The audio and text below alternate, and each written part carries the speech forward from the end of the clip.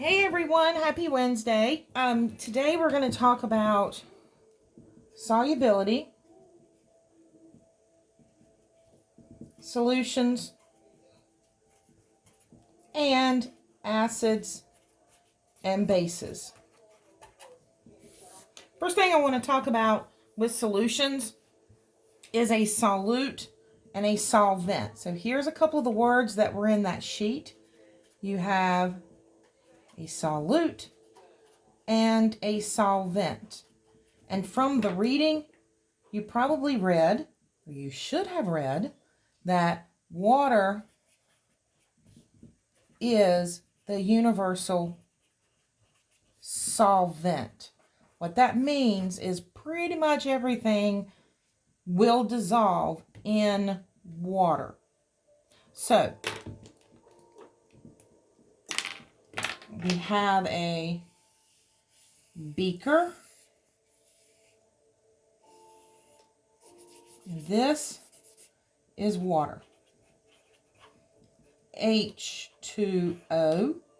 It is an ionic compound because hydrogen is positive, oxygen is negative. So water for here is the solvent.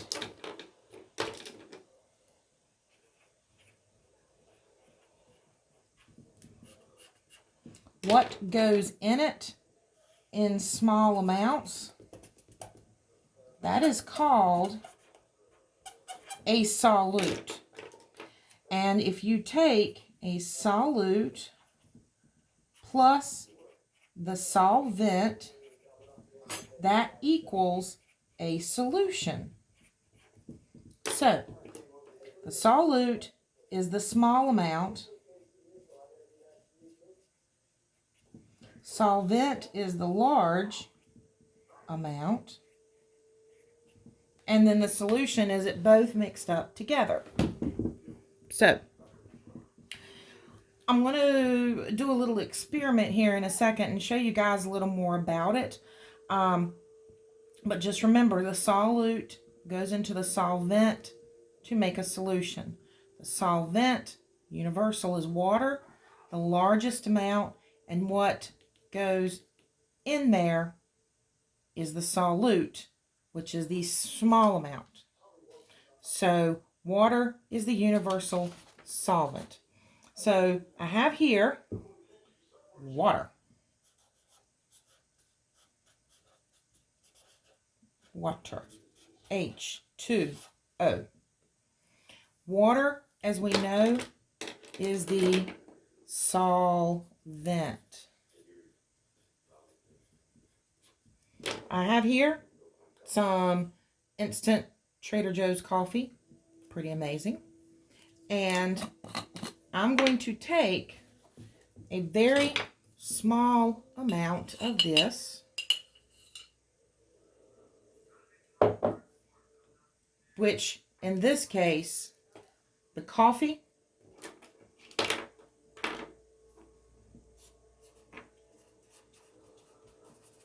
would be the solute, S-O-L-U-T-E. So your coffee, put some of that there, is the solute. I put it in here. I stir it up, and it makes a solution. So this is a good way to see the size differentiation between the two. You know that coffee is obviously in the smallest amount. Water is the largest amount in this glass. So you put a solute into a solvent and it makes a solution. While we're talking about solutions, I want to do a really quick review of types of solutions. So we have a colloid, suspension, and then of course solution. So this right now would be considered a suspension because you can't really see it very well, but there are some particles still not thoroughly mixed within it. So if I stir it and those particles settle out in the bottom of this, then that would be a suspension. Once this is thoroughly mixed up, that is a solution. And if it does not mix, that is called a colloid. So this is the breakdown of your solutions, colloid, suspensions. Solute is the small amount, solvent is the big amount. Put it together, that makes a solution. So I'm going to move that to the side. I've got to be real careful with that. Next thing to talk about is polarity. Polarity of molecules. Things like to stick to its own in chemistry. So water is polar. And think of some things that don't mix with water. The common thing that sticks to my mind is oil. Cha-ching. Canola oil. Oil, we know, does not mix with water. So oil is non-polar. So if you have something that's polar and something that's non-polar, and you put it together like so, you can see that this does not mix. Even if I stir it up, those particles, I don't know if you can see it well from the side, but those particles do not want to mix together, kind of like oil and water salad dressing. It just does not want to mix. That is also a colloid because it's not wanting to mix up that oil and water combination. So this, if you have something polar and non-polar, it will not mix. The coffee from a while ago, however, you have two polar molecules that mixed evenly together. So this would show the example of non-polar and polar not mixing. Two polars love to mix together. So this is polarity.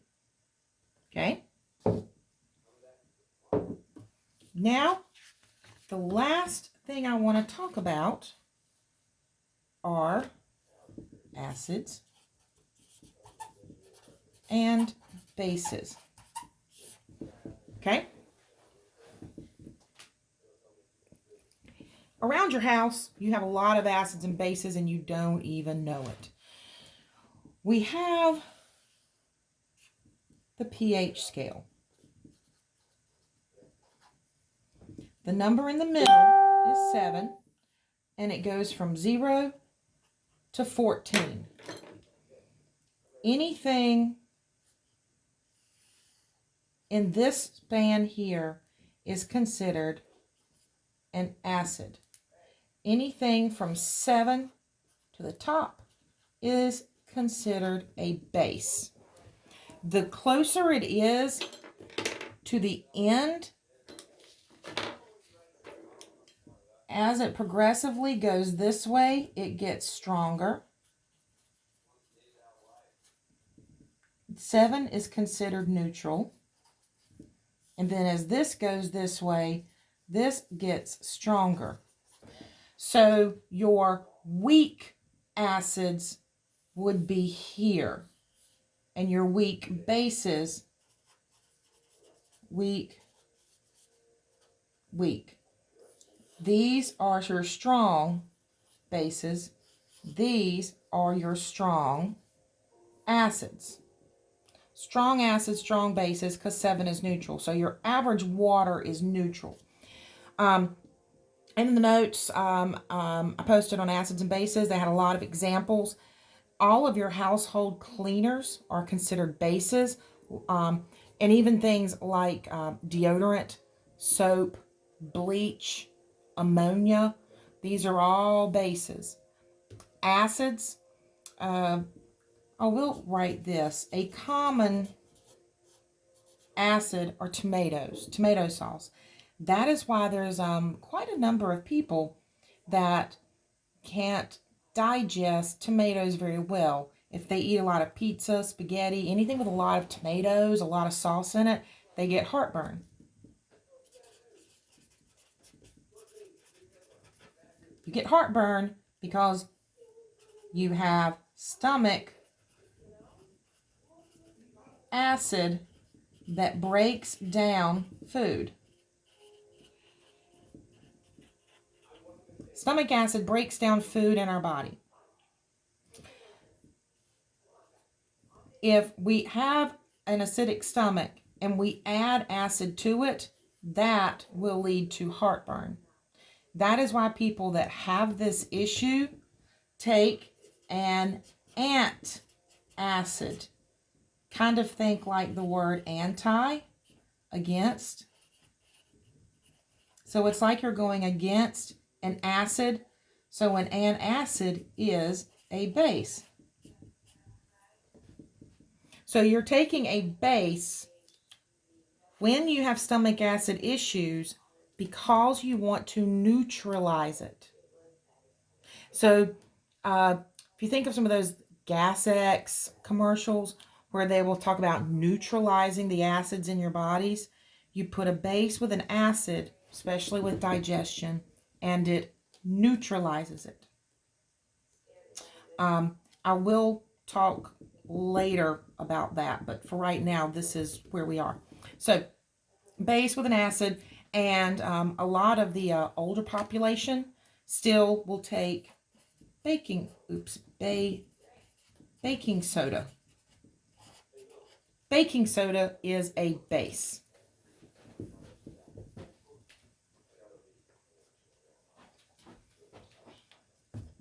Baking soda. Baking soda is a base. So there is a population of people that if they get some stomach acid issues and that heartburn, by the way, heartburn has nothing to do with your heart. It's all about stomach acid. So when people get that, a lot of times they will take a spoonful of baking soda, mix it with some water, and drink it. Sounds gross, but it works, and it's cheap considering you can buy these for $1. So you mix baking soda with water. Remember, regular water is neutral. So if you have water and you have baking soda and you mix it with the acid in your stomach, you're going to neutralize the stomach, and then you won't have heartburn anymore. So, last thing I want to talk about with acids and bases are what bases and acids look like chemically. Anytime you see a hydroxide, that's supposed to be an R.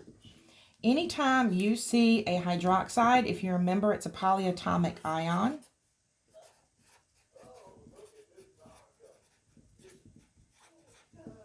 Anytime you see this polyatomic ion hydroxide, it is a base. So the worksheet that had the short amount of questions on them where it said identify the acids in the base, anytime you see a hydroxide, it is a base. If you see something with a hydrogen in it, that is considered an acid. For example, HCl is hydrochloric, oops, spelled that wrong. ACID is hydrochloric acid. HCO3, carbonic acid, and so forth. Example, sodium hydroxide is a base. Anytime you see a base, potassium hydroxide, it will have a OH. So if it starts with an H, it is an acid. If it's an OH at the end, it is a base. So that's why some of your acid names, you have a hydrochloric, and they usually end in ic. You might have heard of sulfuric acid, nitric acid. They will have hydrogen in them, and then the OH is the ending of it. So when you're doing that half sheet, if it has OH, it's a base. If it starts with H, hydro, it is an acid. The very last thing we're going to cover is a neutralization reaction.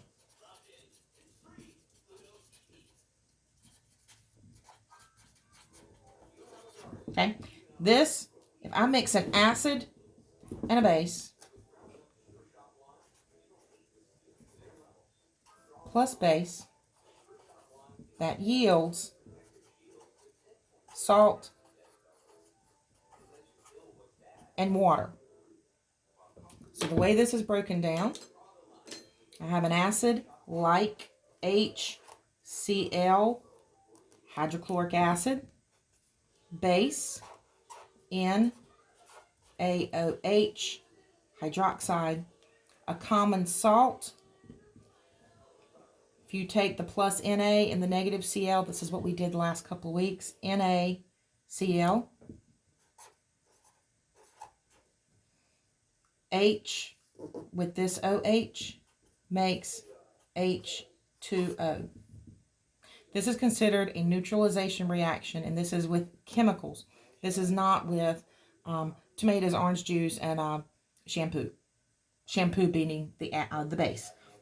So if you have a chemical acid and a chemical base, you put them together, it neutralizes it. Remember, that number is 7. And you get salt and water precipitated out of it. And so if you remember, Na goes with that, OH goes with that. So that is how you get H2O, and that is how you get that. This is a double displacement reaction, or you may have written replacement. So this is the neutralization reaction. There was a lab that we were going to do at school, but we can't now. Wanted to talk really quickly about litmus, Litmus paper. You might have played with this before. They're about this size, kind of rectangle, and they come in red and blue. And if you dip them in acids or bases, it will change to a red or blue, depending on if it's an acid and a base. A couple letters to remember is RBB. That is red turns blue in a base. That's supposed to be an N for turns. Another thing to remember is BRA. That is blue turns red in an acid. So what this means is that if I take blue and I put blue in a base, it's not going to change. It's going to get soggy paper. If I put blue in an acid, it's going to turn red. If I put red in an acid, it's going to stay soggy red paper. But if I put it in a base, it's going to turn differently. So another easy way to remember this is that red is acid, blue is base when it comes to this paper and changing color. We also have the pH paper. And pH paper is about the size of that. And it's a neutral color. It's kind of like a yellowy orange.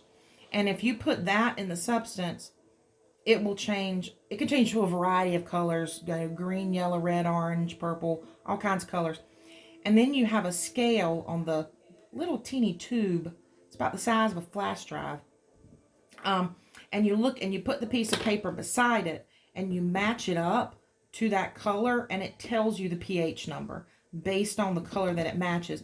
And you may have used that, whether it be with swimming pools or if you have a fish tank and you have to test the pH of your water.